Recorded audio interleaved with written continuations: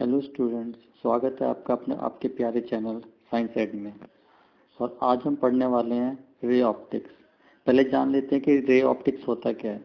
Ray optics is a branch of science that deals with the study of light.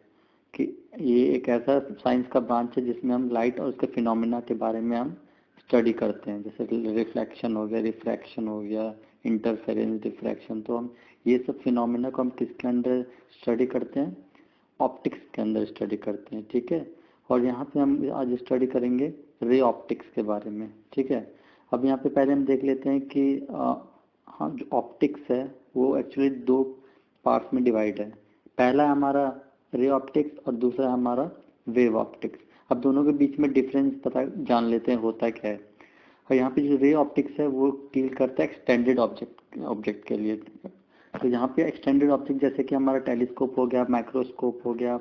तो यहाँ पे क्या है कि जो ऑब्जेक्ट का जो साइज है वो लाइट के वेवलेंथ से बहुत बड़ा होता है। यहाँ पे जैसे कि हम देख सकते हैं कि टेलीस्कोप हो गया, माइक्रोस्कोप हो गया, ये सब क्या है कि हमारे जो लाइट का जो वेवलेंथ है, जो इसकी वैल्यू होती है 4000 एंगस्ट्रॉम से लेकर 7000 एंगस्ट्रॉम के बीच में, ठीक है। तो यहाँ पे क्या है कि यहाँ पे हम डील करते हैं रिफ्लेक्शन, रिफ्रैक्शन, ठीक है। और यहाँ पे हम डील करते हैं इंटरफेरेंस और डिफ्रैक्शन, ठीक है। यहाँ वेव ऑप्टिक्स में भी हम रिफ्लेक्शन और रिफ्रैक्शन को डील करते हैं, लेकिन यहाँ पे जो स्पेशल कंडीशन है वो है इंटरफेरेंस, डिफ्रैक्शन और आगे हम एक और फिनोमेना पढ़ने वाले जो कि है इंटरफेरेंस, ठीक है। वेव ऑप्टिक्स में क्या है, वेव ऑप्टिक्स माइक्रो ऑब्जेक्ट्स के लिए डील करता है, ठीक है। उसका जो साइज है वो है हमारा, जो ऑब्जेक्ट का साइज होता है वो वेवलेंथ के साइज के कंपैरिजन में कंपैरेबल होता है, ठीक है। यहाँ पे जैसे कि हो गया स्लेट, होल्स, तो इन सब चीज़ों में जब भी कभी लाइट एंटर करती है तो कौन सा फिनोमेना देती है, या तो इंटरफेरेंस, डिफ्रैक्शन, ये सब देगा। और उसको हम किस में स्टडी करते हैं? वेव ऑप्टिक्स में, ठीक है। और यहाँ पे हम रे ऑप्टिक्स में हम लाइट को क्या कंसिडर करते हैं? एक पार्टिकल नेचर कंसिडर करते हैं, क्योंकि लाइट को हम या तो पार्टिकल नेचर कंसिडर कर सकते हैं या तो वेव नेचर कंसिडर कर सकते हैं। जब हम वेव नेचर कंसिडर करेंगे तो उसे हम किसके अंडर पढ़ेंगे? वेव ऑप्टिक्स के अंडर, ठीक है। और यहाँ पे जो लाइट नेचर को हम कंसिडर करेंगे लाइट को, तो हम किसके अंडर पढ़ेंगे? रे ऑप्टिक्स के अंदर। तो आज हम पढ़ेंगे लॉज ऑफ रिफ्लेक्शन के बारे में और रिफ्लेक्शन थ्रू प्लेन मिरर्स के बारे में, ठीक है। तो यहाँ पे देखते हैं कि लॉ ऑफ रिफ्लेक्शन है क्या। यहाँ पे सपोज हमारा एक मिरर है, ठीक है, एक पॉलिश सरफेस है कोई भी, ठीक है। तो यहाँ पे क्या है, सपोज हमारे एक रे आया जिसे हम इंसिडेंट रे कहते हैं, वो नॉर्मल से एंगल आई बनाता हुआ आया, ठीक है। जब वो रिफ्लेक्ट करेगा तो इस कंडीशन में रिफ्लेक्ट करेगा कि वो भी जो एंगल ऑफ रिफ्लेक्शन होगा वो किसके इक्वल होगा? एंगल ऑफ इंसिडेंस के, ठीक है। ये हमारा रिफ्लेक्टेड रे है, ये हमारा इंसिडेंट रे है, ठीक है। जो एंगल ऑफ इंसिडेंट होगा वो किसके इक्वल होगा? एंगल ऑफ रिफ्लेक्शन के। और ये हमारा नॉर्मल है। नॉर्मल मतलब जो मिरर से जो परपेंडिकुलर होगा वो हमारा क्या कहलाएगा? नॉर्मल कहलाएगा, ठीक है। तो लॉ ऑफ रिफ्लेक्शन क्या कहता है कि angle of incidence is equals to angle of reflection, angle i is equals to angle r, ठीक है। अब जो हमारा दूसरा इसका लॉ है वो कहता है कि the incident ray, the reflected ray and normal to the mirror all lie in the same plane at the point of incidence. कि ये जो हमारा इंसिडेंट रे, ठीक है, और ये जो हमारा रिफ्लेक्टेड रे और ये नॉर्मल, वो किस में लाई करेंगे? एक ही प्लेन में लाई करेंगे eight the point of incidence. For example ये बी हमारा मिरर है, ठीक है। इस फिगर में सपोज बी हमारा मिरर है और ए प्लेन पे हमारा लाइट इंसिडेंट हो रहा है और रिफ्लेक्ट हो रहा है। तो ये एक प्लेन में ही इंसिडेंट होगा और रिफ्लेक्ट होगा, ठीक है। तो जितने भी हमारे जो तीनों लाइंस है, पहला है हमारा इंसिडेंट रे, रिफ्लेक्टेड रे और नॉर्मल, तीनों एक ही प्लेन में लाई करेंगे और eight the point of incidence, ठीक है। तो ये आपको आप समझ में आ गया। अब हम देखते हैं कि क्या लॉ ऑफ रिफ्लेक्शन हमेशा प्लेन सरफेस पे ही वैलिड है? नहीं जी नहीं। जो हमारा लॉ ऑफ रिफ्लेक्शन है वो किसी भी सरफेस के लिए वैलिड है।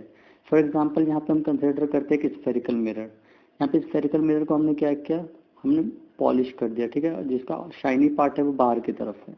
तो सपोज यहाँ पे कोई लाइट इंसिडेंट किया है, ठीक है, अब हमें डिसाइड करना है कि ये किस डायरेक्शन में जाएगा। तो हमें इसके लिए इस सरफेस से नॉर्मल बनाना ज़रूरी है ताकि हम ड्रॉ कर सके एंगल ऑफ रिफ्लेक्टेड रे को ड्रॉ कर सके, ठीक है। तो उसके लिए हमें नॉर्मल बनाने के लिए हम सेंटर से एक लाइन बाहर की तरफ, सर्कल से बाहर की तरफ हम बनाएंगे। तो ये जो लाइन होगा वो होगा हमारा नॉर्मल। इस स्फीयर के लिए ये जो लाइन होगा वो क्या होगा, नॉर्मल। फिर हम क्या करेंगे, जितना एंगल आई है उतना ही एंगल आर बनाकर हम रिफ्लेक्टेड रे को कंस्ट्रक्ट कर लेंगे। तो ये हमारा हुआ reflection in a spherical mirror, ठीक है। अब हम पढ़ेंगे नॉर्मल इंसिडेंस। अब नॉर्मल इंसिडेंस किसे कहते हैं? सपोज हमारे पास कोई लाइट है, ठीक है, वो प्लेन मिरर से बिल्कुल परपेंडिकुलर इंसिडेंट हुआ, तो उस टाइम एंगल कितना बनाएगा, एंगल ऑफ इंसिडेंस वो बनाएगा 0। क्यों? क्योंकि वो नॉर्मल के अलोंग ही इंसिडेंट हो रहा है। तो फिर उसके बाद रिफ्लेक्शन कहाँ होगा, वो उसी डायरेक्शन में उसके अपोजिट डायरेक्शन में वो रिफ्लेक्ट होगा, ठीक है। तो यहाँ पे एंगल ऑफ रिफ्लेक्शन भी कितना हुआ, 0 हुआ। तो जब भी कभी नॉर्मल इंसिडेंस होता है किसी प्लेन मिरर पे या फिर किसी प्लेन पॉलिश सरफेस पे या किसी भी सरफेस पे, ठीक है, चाहे स्फेरिकल हो या फिर किसी भी शेप का हो, उस टाइम क्या होगा, angle i is equal to angle r किसके बराबर होगा, 0 के बराबर होगा। तो इस सिचुएशन कंडीशन को हम क्या कहते हैं, नॉर्मल इंसिडेंस।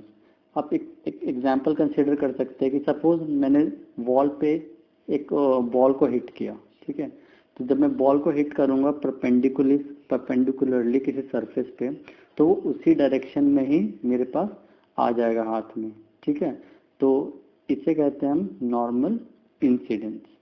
अब यहाँ पे देखते हैं कि इमेज कैसे फॉर्म होता है। एक सपोज हमारे पास कोई प्लेन मिरर है, ये हमारा ब्लू कलर का जो बना है वो सपोज हमारे पास एक प्लेन मिरर है, ठीक है। अब यहाँ पे हमने किसी डिस्टेंस पे हमने ऑब्जेक्ट को रखा हुआ है, तो उसका इमेज कैसे बनेगा। सपोज हमने इसका एक लाइट आया इस डायरेक्शन में, ठीक है, और दूसरा लाइट रे आया इस डायरेक्शन में। तो हम क्या करेंगे, जहाँ पे रिफ्लेक्ट होगा, ठीक है, सपोज ये वाला जो लाइट रे है वो इस डायरेक्शन में रिफ्लेक्ट हुआ, ठीक है, और लॉ ऑफ रिफ्लेक्शन को फॉलो करते हुए ये भी इस डायरेक्शन में रिफ्लेक्ट हुआ, लॉ ऑफ रिफ्लेक्शन को फॉलो करते हुए। तो हम क्या करेंगे, जो रिफ्लेक्टेड रे है दोनों का, ठीक है, ये जो रिफ्लेक्टेड रे और ये जो रिफ्लेक्टेड रे, उसको हम क्या करेंगे, पीछे की तरफ एक्सटेंड करेंगे। तो ये जहाँ पे मीट करेगा वहाँ पे क्या होगा, इस ऑब्जेक्ट का इमेज बनेगा, ठीक है। और यहाँ पे सबसे इम्पॉर्टेंट बात ये है, इंटरेस्टिंग बात ये है कि जितना डिस्टेंस से प्लेन मिरर के फ्रंट में होगा उतना ही डिस्टेंस से मिरर के अंदर में होगा। तो आइए हम इसको प्रूव करते हैं। सपोज हम सामने रखते हैं तो ऑब्जेक्ट का जो डिस्टेंस होगा वो इक्वल होगा इमेज डिस्टेंस के। तो यहाँ पे हमने कंसिडर किया कि ओ कोई हमारे पास पॉइंट ऑब्जेक्ट है, वहाँ से हमने दो रे को कंस्ट्रक्ट करेंगे, क्योंकि हमें इमेज फाइंड आउट करने के लिए हमें कोई भी दो रे कंस्ट्रक्ट करके हम उस इमेज को, किसी भी ऑब्जेक्ट के इमेज को बना सकते हैं। तो यहाँ पे मैंने दो रे ले लिया है, एक मैंने लिया है ओपी रे और एक लिया है मैंने ओ ए रे, ठीक है। जो ओपी रे होगा वो नॉर्मल इंसिडेंस रे होगा और जो ओ ए होगा वो रिफ्लेक्ट होके सपोज एंगल थीटा के डायरेक्शन में वो रिफ्लेक्ट हो रहा है, ठीक है। तो थीटा हमारा इंसिडेंट एंगल हो गया और थीटा फिर से ये हमारा रिफ्लेक्टेड एंगल हो गया, एंगल ऑफ रिफ्लेक्शन हो गया। तो ये दोनों इक्वल होंगे। अगर ये थीटा है तो ये भी क्या होगा, थीटा होगा, क्योंकि ऑल्टरनेट इंटीरियर एंगल बना रहे हैं। अगर ये थीटा है तो ये भी थीटा होगा, अगर ये थीटा है तो एंगल आई ए, ये एंगल भी हमारा थीटा होगा। अगर ये थीटा हुआ तो ये भी थीटा होगा, फिर से किसकी वजह से, ऑल्टरनेट इंटीरियर एंगल की वजह से। तो ये थीटा हो गया और ये भी हमारा थीटा हो गया। अब हम प्रूफ करते हैं कि एंगल ए ओ पी और एंगल ए आई पी एक कॉन्ग्रुएंट है या नहीं है। तो यहाँ पे आप देख सकते हैं कि यहाँ पे एक एंगल, ये एंगल इस एंगल के इक्वल है, यहाँ पे ये 90 डिग्री बना रहा है, ये एंगल जो है वो इस एंगल से 90 डिग्री बना रहा है और ये कॉमन साइड है दोनों के लिए। तो क्या होगा, इससे एंगल ट्रायंगल AOP क्या होगा, ट्रायंगल AOP और ट्रायंगल AIP वो आपस में कॉन्ग्रुएंट होंगे। ठीक है, इसकी वजह से क्या होगा कि इसके जो करस्पॉन्डिंग पार्ट्स होंगे वो भी इक्वल होंगे। तो यहाँ पे क्या होगा, जो OP होगा वो किसके इक्वल होगा, IP के इक्वल होगा। यहाँ से हमें ये पता चलता है फाइनली कि जो ऑब्जेक्ट का डिस्टेंस होगा मिरर से, वही डिस्टेंस होगा इमेज का मिरर से, but in opposite direction. Hence we prove that the object distance of the plane mirror is equals to the image distance of a plane mirror. So that is all for today. If you like my video, अगर आपको ये video पसंद आया हो तो please मेरे channel को subscribe करो, इस वीडियो को लाइक करें और आपके valuable suggestions are most welcome. So thank you all. Have a nice day. Goodbye.